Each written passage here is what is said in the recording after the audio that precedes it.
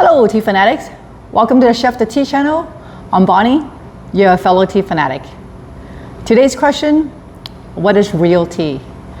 Now, you can always put anything in a cup, add water, steep it, enjoy it, and call it a tea. And I wouldn't disagree with that because it's very enjoyable most of the time. But of course, for us tea fanatics, we're a little bit particular. For us, real tea has to come from the plant Camellia sinensis. Now, that's not to say herbal teas, tea songs, and all those are important. Believe me, I'm Cantonese and we know all about herbal teas.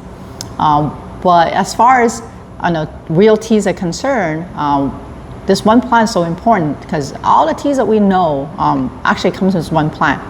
And sort of like wine and grapes, right? Most of the wine that we are familiar with, like white wine, red wine, champagne wine, they all come from grapes, just a different kind of grapes. And it depends on how it's crafted, right? And we use different type of wine. And different regions would give different wines its own characteristics, right? Wines from Napa is going to be different. Wines from Bordeaux could be different than Tuscany. So a tea is very much the same thing, depending on where it's grown, what cultivar it is, and also most importantly, how it's crafted, right? And you get all the teas that we are drinking today. So in general, they like to categorize into 6 categories: white, green, oolong, yellow, black, and dark. Now you might ask, what's the difference between dark and black? That actually can be very easily answered in Chinese, because in Chinese black tea is actually called red tea, 红茶. For example, this is a Lapshang Zhengshan Xiaozhong Hong Cha, and it's actually more orange, reddish orange. But when it first got to Europe, and they name it black tea, so that term's taken. So when the real black tea is introduced, right, in Chinese we actually call hei cha. But since the term black tea is taken, in English they actually name it dark tea. Okay, so but for the sake of English speakers, I want to stick with the term black tea and dark tea. Now, white tea, it's probably the least processed of these 6 categories. It's essentially withered and dry. Sounds easy, but it is a labor-intensive process as well. It naturally oxidizes a little bit, but in general, it's a tea that it's a little bit on the lighter side for most people, and it's a tea that lends itself really well for aging because it retains the lively enzymes. So if you have white tea in your house and you can't finish it right away, it's okay. It can sit. Green tea is actually not oxidized at all and is prized for its freshness and the beautiful aromatics depending on the region. So now how do they do that? They need to stop the tea from oxidizing to retain, so by the time it gets to you, it's still, you can still see the greenness, the freshness. So they either, traditionally, they'll pan fry them or roast them, or like in the case of Japanese matcha, they actually, or sencha, Japanese tea, they actually flash steam them so that, it gets that nice, retains that nice fresh greenness. And so that's why in general, green teas are best drink, the fresher the better. So if green tea is not oxidized, then black tea, on the other hand, is completely oxidized. So it's like from 0 to 100, 2 opposite ends. And that's why you see the black tea's colors are going to be obviously different than the green tea.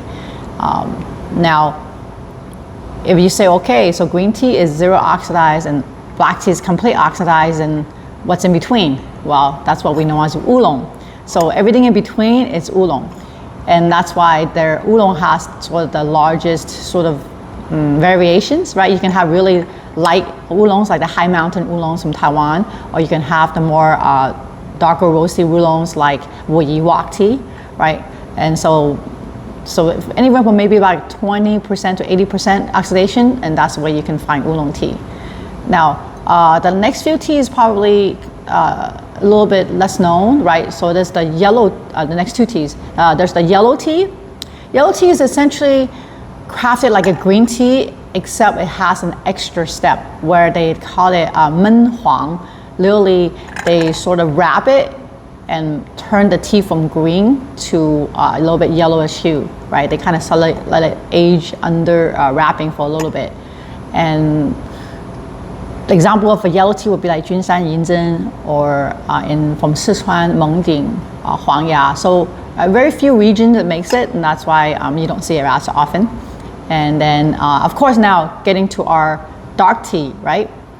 So now the reason why they call it dark tea is because that they actually take the tea leaf and they actually would post-ferment it. So they actually goes to a microbial fermentation. So almost like compoting in a sense.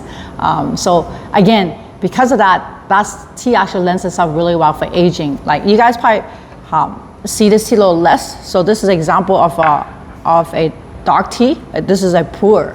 This is a 2019 pu'er cake.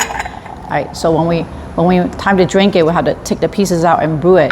And of course, pu'er is a really good representation of a dark tea. Now, most of the time, actually, you see pu'er more like in a loose or in a cake like this. So this is what they call a tea brick, and this is what they call a tea cake, round. And when you open it, same thing. It's very compressed inside. So that's the dark tea, right? So white, green, black, yellow, dark, and oolong. So there you have it. So in general, that's how we distinguish these categories of teas. And so meanwhile, drink lots of good tea, and we'll see you next time.